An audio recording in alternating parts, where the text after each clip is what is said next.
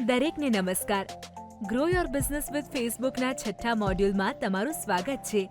અને અહીંયા આપણે ફેસબુક પર કેમ્પેનની રચનાઓ વિશે વાત કરવા જઈ રહ્યા છીએ. આ એક મહત્વપૂર્ણ મોડ્યુલ હશે કારણ કે જ્યારે પણ તમે નવું કેમ્પેન બનાવો છો ત્યારે તમારે સૌથી પહેલા કેમ્પેનના સ્ટ્રક્ચરને સમજવું પડશે. યાદ રાખો, કેમ્પેન હાયરાર્કીમાં ટોપ પર છે. આ તે છે જ્યાં તમારે તમારા પર્ટિક્યુલર કેમ્પેનનો ઓવરઓલ ઓબ્જેક્ટિવ નક્કી કરવાનો હોય છે. તમે કેમ્પેનમાં જાહેરાત સેટ કરો છો. આ ખૂબ જ મહત્વપૂર્ણ છે. જેમ કેમ્પેન એ તમારી ઓવરઓલ જાહેરાતનું એન્જિન છે, તેવી જ રીતે એડ સેટ એ એન્જિનનું બળતણ છે. કારણ કે અહીંયા તમે નક્કી કરો છો કે તમારી ટાર્ગેટ ઓડિયન્સ શું હશે અને તમે જાહેરાત ક્યાં બતાવવા માંગો છો. અને દરેક એડ સેટની અંદર એવી જાહેરાતો હોય છે જેની સાથે લોકો આખરે જોડાય છે.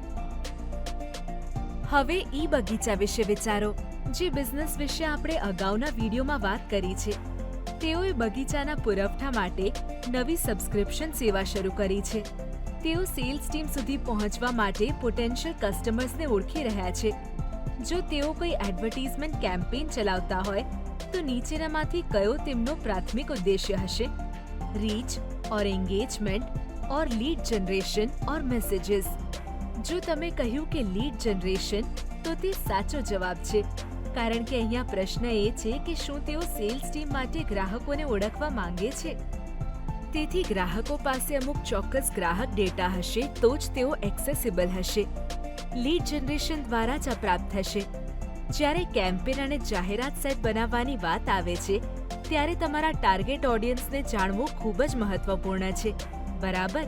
તમારી ઓડિયન્સ, કસ્ટમર્સ અને પોટેન્શિયલ કસ્ટમર્સ એક ગ્રુપ છે કે જેના સુધી અમે પહોંચવા માંગીએ છીએ. હવે એક વાત સમજી લો કે બધા ગ્રાહકો એક સરખા નહીં હોય. તમારા ઓડિયન્સના ઘણા જુદા જુદા વિભાગો છે. વિવિધ રુચિઓ, વિવિધ લાક્ષણિકતાઓના આધારે તમે તમારી ઓડિયન્સને વિવિધ ભાગોમાં વિભાજિત કરી શકો છો. આ પ્રોસેસને સેગમેન્ટેશન કહેવામાં આવે છે. હવે ફેસબુક પર તમારી પાસે વિવિધ ટાર્ગેટિંગ ઓપ્શન્સ છે. તમે કોર ઓડિયન્સ સુધી પહોંચી શકો છો, તમે કસ્ટમ ઓડિયન્સ સુધી પહોંચી શકો છો, અથવા તમે સમાન પ્રેક્ષકો સુધી પહોંચી શકો છો. આ દરેકની વિગતો અલગ અલગ હશે. કોર ઓડિયન્સ ફેસબુકના ચોક્કસ ટાર્ગેટ ઓડિયન્સ છે. તમે લોકોને તેમના demographics, age group, gender, parental status અને ફિટનેસ અને વેલનેસ, શોપિંગ વગેરે જેવી રુચિઓના આધારે લક્ષ્ય બનાવી શકો છો. તેઓને શેમાં આનંદ આવે છે અને વગેરે. તેમના વર્તનના આધારે તેઓ કેટલી વાર મુસાફરી કરે છે, શું તે કોઈ અપેક્ષિત દેશમાં જશે, તેઓ ક્યાં રહે છે, પિનકોડ અથવા રાજ્ય અથવા શહેર. તેથી આ બધા ખૂબ જ ચોક્કસ વિકલ્પો છે જે તમે પસંદ કરી શકો છો અને ફેસબુકને પૂછી શકો છો અને તમારું કેમ્પેન બનાવી શકો છો.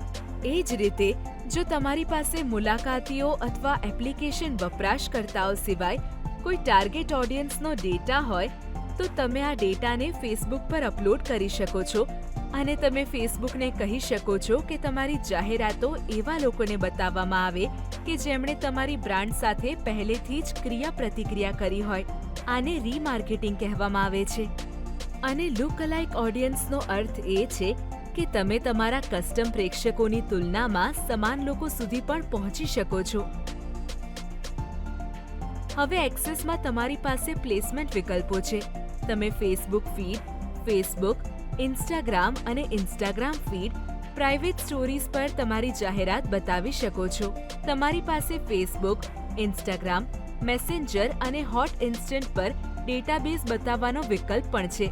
ઠીક છે, તમે આમાંથી પસંદ કરી શકો છો અથવા તમે આ તમામ પ્લેસમેન્ટ પર જાહેરાતો પ્રદર્શિત કરવાનું પસંદ કરી શકો છો. આમાંથી તમને કયો વિકલ્પ વધુ સારો લાગે છે? વધુ રિપ્લેસમેન્ટ્સ, વધુ ઓપોર્ચ્યુનિટીઝ મેળવવી હંમેશા સારી છે. જેમ તમે જોઈ શકો છો, જ્યારે તમે વધુ પ્લેસમેન્ટ અને વધુ તકો પસંદ કરો છો ત્યારે તમામ પરિમાણો હકારાત્મક હોય છે. તો તમે ઓડિયન્સ પસંદ કરી, તમે પ્લેસમેન્ટ પસંદ કર્યું છે. હવે તમારા મનમાં સવાલ આવશે કે તમારું બજેટ કેટલું હોવું જોઈએ? મારું બજેટ શું હોવું જોઈએ?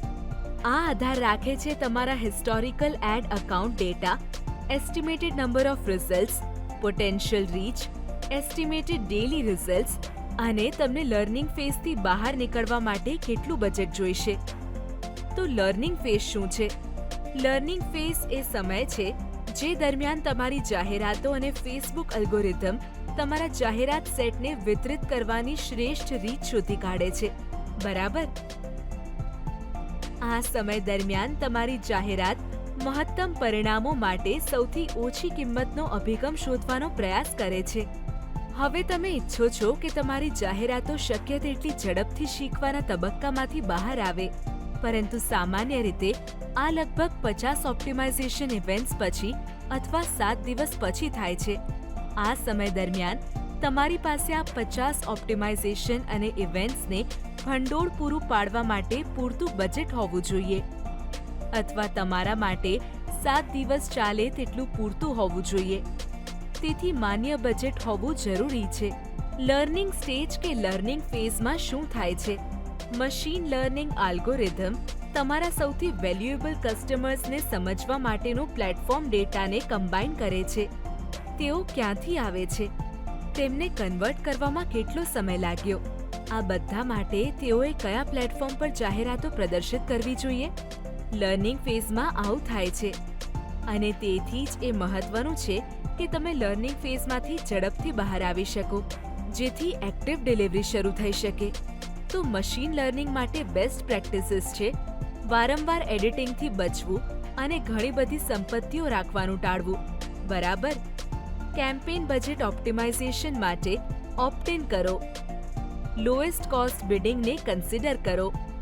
ઓટોમેટિક પ્લેસમેન્ટ્સનો યુઝ કરો અને તમારી ઓડિયન્સ માટે વિવિધ બ્રોડ પેરામીટર્સ સારી રીતે કામ કરે છે, બરાબર ને? અહીંયા તમારા માટે એક પ્રશ્ન છે. બજેટ વિશે વિચારતી વખતે સૌથી ઓછી લાગુ પડતી વિચારણા શું હશે? શું એ બિઝનેસ ગોલ અને ઓબ્જેક્ટિવ હશે? શું એ લર્નિંગ ફેઝ હશે? શું એ હિસ્ટોરિક કેમ્પેન રિઝલ્ટ્સ હશે? કે પછી એડ ક્રિએટિવ કોઈ ઇમેજ યા વિડિયો હશે? આમાંથી કયું સૌથી ઓછું લાગુ પડે છે અથવા ઓછું મહત્વનું હશે? આપણે પહેલેથી જ ચર્ચા કરી છે તેમ કેમ્પેનનો ઉદ્દેશ્ય અને ધ્યેય મહત્વપૂર્ણ છે. લર્નિંગ ફેઝ મહત્વપૂર્ણ છે. હિસ્ટોરિક કેમ્પેનના રિઝલ્ટ્સ મહત્વપૂર્ણ છે. પરંતુ જ્યારે તમારું બજેટ સેટ કરવાની વાત આવે છે, ત્યારે તમારી જાહેરાત ક્રિએટિવ ઇમેજ છે કે વિડિયો છે તે બહુ મહત્વનું નથી. તમારા માટે કેટલાક એડવર્ટાઇઝિંગ રિમાઇન્ડર્સ છે. યાદ રાખો કે ફીડ માટેની તમારી જાહેરાતનું કદ 4:5 ની વચ્ચે હોવું જોઈએ. તમારી સ્ટોરીઝ અને રીલ્સ 9:16 કદની હોવી જોઈએ, અને જો તે સ્થિર છબી છે તો તે હંમેશા 1:1 કદની હોવી જોઈએ. આ સૌથી ઇમ્પોર્ટન્ટ એડવર્ટાઇઝિંગ રિમાઇન્ડર્સ છે. ઉપરાંત હવે તમારા માટે જાહેરાતો ચલાવવાનો શ્રેષ્ઠ સમય છે, કારણ કે વધુને વધુ લોકો વિશ્વભરના વિવિધ સમુદાયોમાં જોડાઈ રહ્યા છે. તેઓ એવા વ્યવસાયોને ઉત્પાદનોની ભલામણ કરી રહ્યા છે જેને તેઓ અનુસરે છે. તેથી જો તમારી પાસે અત્યારે લોકલી, નેશનલી કે ઇન્ટરનેશનલી મહત્તમ લોકો સુધી પહોંચવાનું બજેટ છે, તો ફેસબુક પેજ બનાવવાનું શરૂ કરો, જાહેરાતો ચલાવવાનું શરૂ કરો અને દરરોજ વધુને વધુ નવા લોકો સુધી પહોંચો. ફેસબુક હંમેશા તમને તમારા સંદેશાઓને વિસ્તૃત કરવામાં અને સમુદાય બનાવવામાં મદદ કરશે, જે અમારા મિશન અને તમારા વ્યવસાયનો એક મહત્વપૂર્ણ ભાગ છે. હવે પછીના વિડીયોમાં મળીશું.